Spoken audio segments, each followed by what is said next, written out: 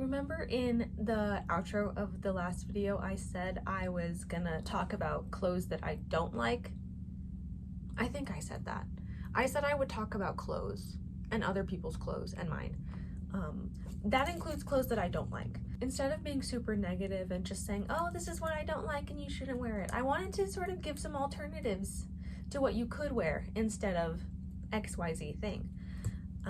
And I am really afraid of being mean, so for the pictures that I show of examples of things that I don't like, I'm not using pictures from actual people. I'm using pictures from like clothing store advertisements because I don't want to hurt anyone's feelings.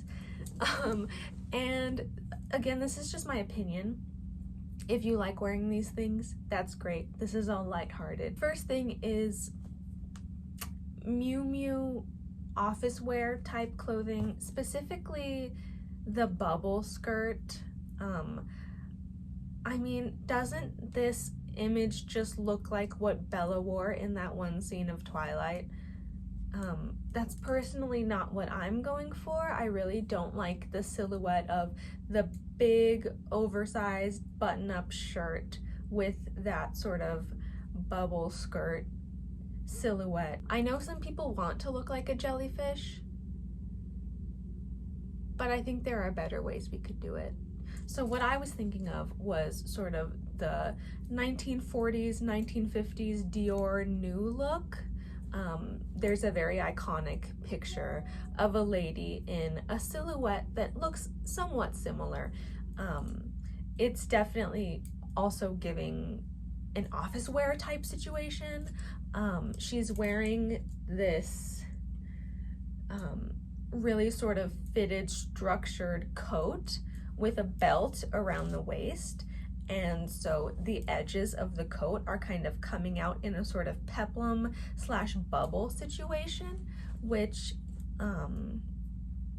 I think is a lot more chic and timeless than what we're seeing now with the current state of the bubble silhouette.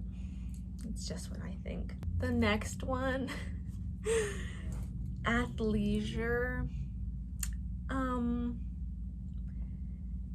This sort of, you can see me rocking back and forth because this is how much this trend concerns me. The fitted, just mesh matching set has never been my thing. I don't think it looks flattering. I don't think it looks particularly unique and fashionable, but I like what they were doing in the 80s with athleisure.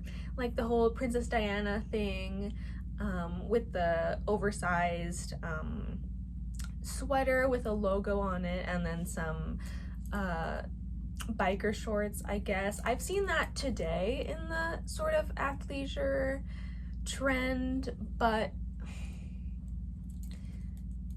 I don't think people are doing it right.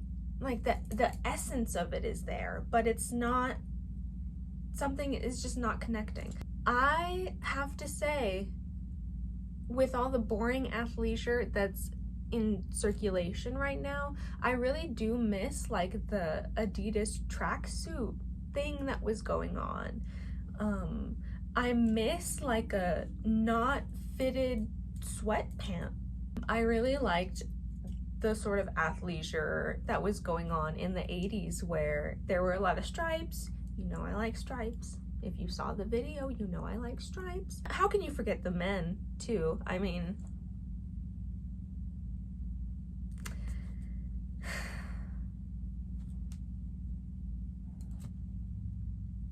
do I really need to say more? I mean, put on the crop top and no one gets hurt. This is how we should be doing modern athleisure. Bodycon dresses specifically, I really can't stand them, like particularly the Fashion Nova type of bodycon.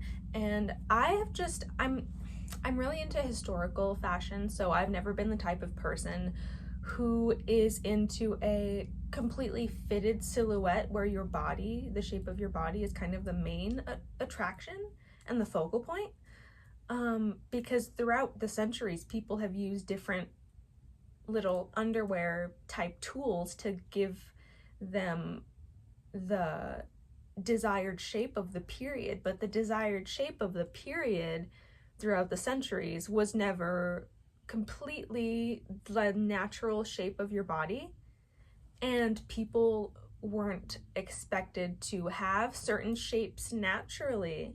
They just created a shape with some undergarments. I think we should go back to that.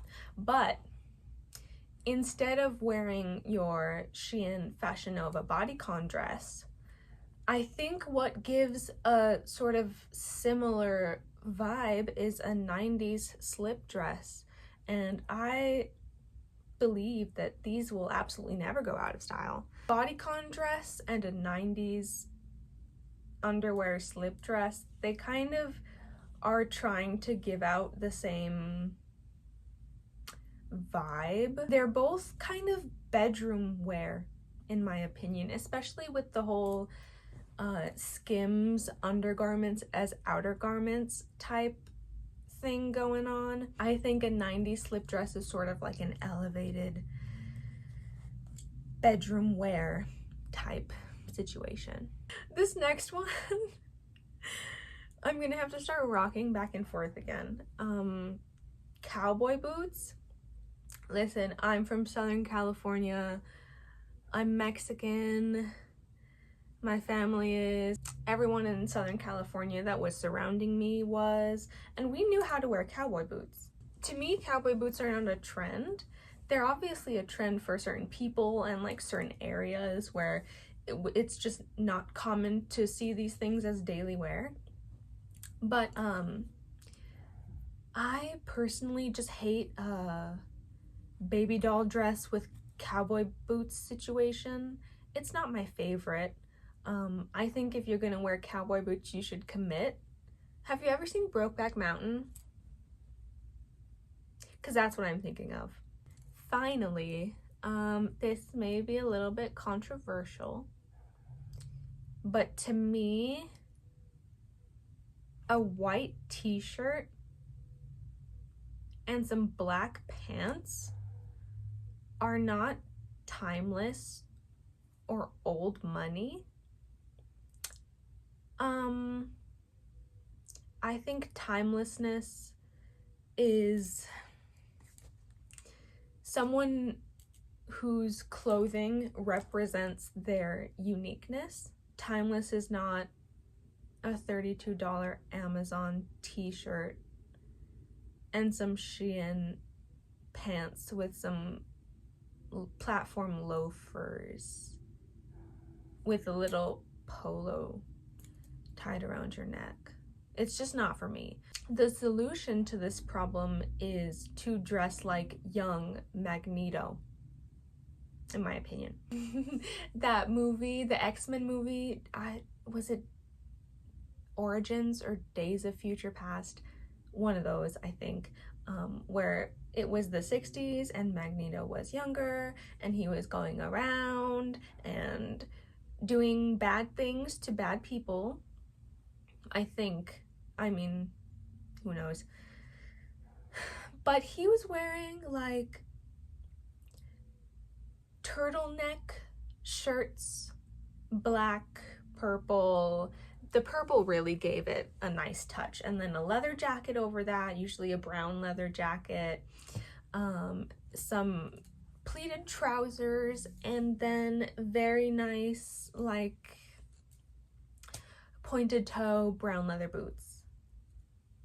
And there's personally nothing that beats that look for me. So I think instead of a timeless old money look that's just throwing together basics, we can all start dressing like fancy young men did in the 60s.